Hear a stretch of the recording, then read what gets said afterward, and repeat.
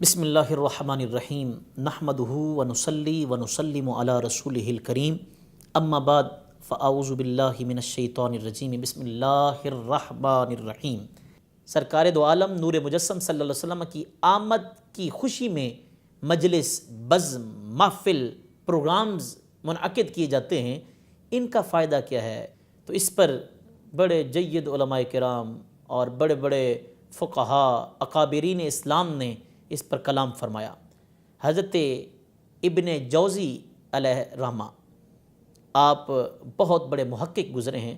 آپ اپنی تصنیفات میں ارشاد فرماتے ہیں کہ ابو لہب جو کہ دشمن اسلام تھا، دشمن مصطفیٰ تھا، اس کی زندگی کا ایک ایک لمحہ نبی کریم صلی اللہ علیہ وآلہ وسلم اور دین اسلام کی مخالفت کرتے ہوئے، دشمنی کرتے ہوئے، عناد کرتے ہوئے گزرا ہے۔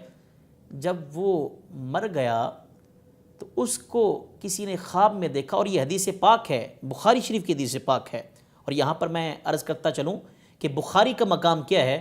فرمایا کہ کتاب اللہ کے بعد سب سے افضل کتاب بخاری ہے، اور بخاری کے اندر ہے۔ امام بخاری فرماتے ہیں کہ میں کوئی بھی حدیث پاک نقل کرتا ہوں بخاری شریف کے لیے تو فرماتے ہیں سب سے پہلے میں غسل کرتا ہوں، غسل کرنے کے بعد 2 رکعت نفل ادا کرتا ہوں، 2 رکعت نفل ادا کرنے کے بعد استغاثہ کرتا ہوں نبی کریم صلی اللہ علیہ وسلم کی بارگاہ میں، اور عرض کرتا ہوں یا رسول اللہ یہ حدیث پاک ٹھیک ہے، اگر اجازت ہو تو لکھ دوں، اگر اجازت ملتی ہے تو لکھ دیتا ہوں، نہیں ملتی تو نہیں لکھتا۔ اور یہ جو میں بات گزارش کر رہا ہوں، عرض کر رہا ہوں، یہ بخاری شریف میں ہے۔ ابن جوزی کہتے ہیں کہ ابو لہب جو دشمن اسلام اور دشمن مصطفیٰ ہے، مر گیا تو خواب میں کسی نے دیکھا اور پوچھا کہ ابو لہب تیرے ساتھ اللہ تعالیٰ نے کیا معاملہ کیا؟ تو نے پوری زندگی دین اسلام کی دشمنی کی، محمد مصطفیٰ بانی اسلام کے ساتھ عناد کا تعلق تھا تیرے ساتھ کیا بنا؟ وہ بڑا پریشان تھا۔ اس نے اپنی شہادت والی انگلی کو بلند کیا اور کہنے لگا پورا ہفتہ مجھے عذاب دیا جاتا ہے، پورا ہفتہ مجھے عتاب دیا جاتا ہے، زیر عتاب رہتا ہوں، لیکن پیر کا دن جب آتا ہے تو میری اس انگلی سے ایک ٹھنڈی اور میٹھی دودھ کی دھار نکلتی ہے جسے میں چوستا ہوں اور سکون ملتا ہے۔ پوچھا کہ یہ کیوں ہوتا ہے؟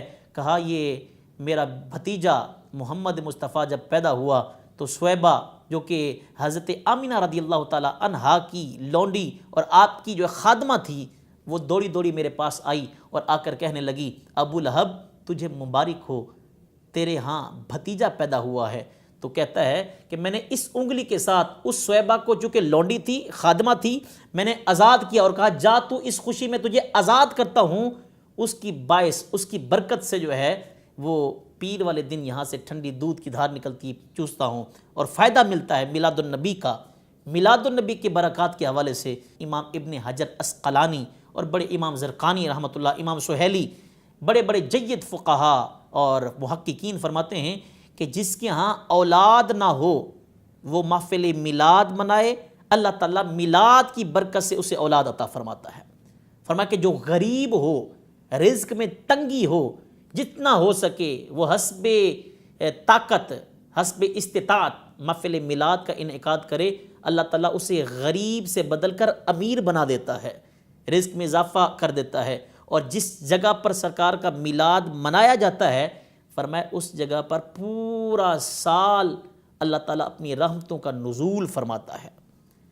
سامعین محترم، ایک طرف یہ فضائل کہ میلاد منانے والا کبھی غریب نہیں رہتا، میلاد منانے والا خوشحال رہتا ہے، میلاد منانے والا کبھی تنگ دست نہیں ہوتا، میلاد منانے والا جو ہے پریشان نہیں ہوتا، ایک طرف یہ فضائل اور بڑے بڑے محققین نے ارشاد فرمائے، نبی کریم صلی اللہ علیہ وآلہ وسلم کی اپنی احادیث میں فوائد ہیں اور سلف صالحین اکابرین امت نے بیان فرمائے ہیں، لیکن باوجود اس کے کہ ہم میلاد بھی مناتے ہیں، ہم نماز بھی پڑھتے ہیں، لیکن غربت بھی ویسے ہے، تنگ دستی بھی ویسے ہے، ناچاکیاں بھی ویسی ہیں۔ وجہ کیا ہے؟ تو سامعین محترم، جو میں نے سمجھا ہے وجہ صرف یہ ہے کہ پہلے لوگ محفل میلاد کرتے تھے تو رضا اللہ کی ہوتی تھی، خوشنودی مصطفیٰ کی ہوتی تھی، لیکن اب ہم ایک دوسرے کے مقابلے میں میلاد مناتے ہیں، ہم ایک دوسرے کے مقابلے میں ریاکاری کرتے ہوئے، اگر فلاں صاحب نے محفل میلاد کر کے ایک نعت خواں کو بلایا ہے تو دوسرے صاحب نے اس کے مقابلے میں آ کر 2 نعت خوانوں کو بلائے گا. ایک نے 1 لاکھ روپے لگایا ہے تو دوسرا اس کے مقابلے میں آ کر 2 لاکھ روپے لگائے گا.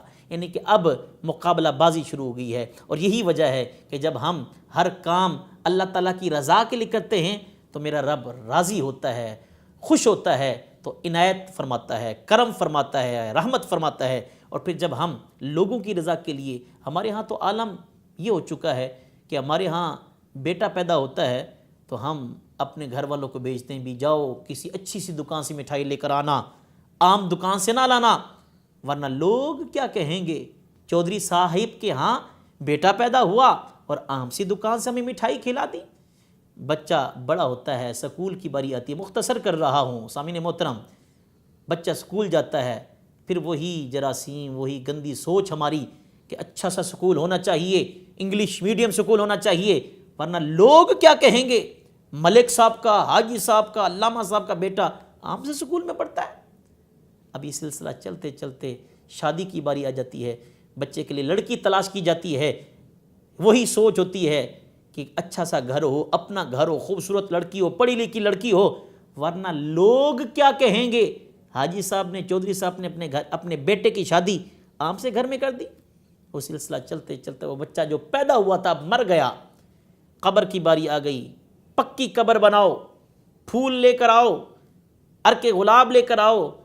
نہیں لے کر آؤ گے تو لوگ کیا کہیں گے. چودھری صاحب فوت ہو گئے تھے، نہ اس پر پھول ڈالے گئے، نہ کفن اچھا تھا. یہ ساری چیزیں ہم لوگوں کے لیے کرتے ہیں اور لوگ آخر میں کیا کہتے ہیں. سامعین محترم بڑا غور طلب یہ جملہ عرض کر رہا ہوں، اس پر توجہ فرمائیں، ایمان تازہ ہوگا.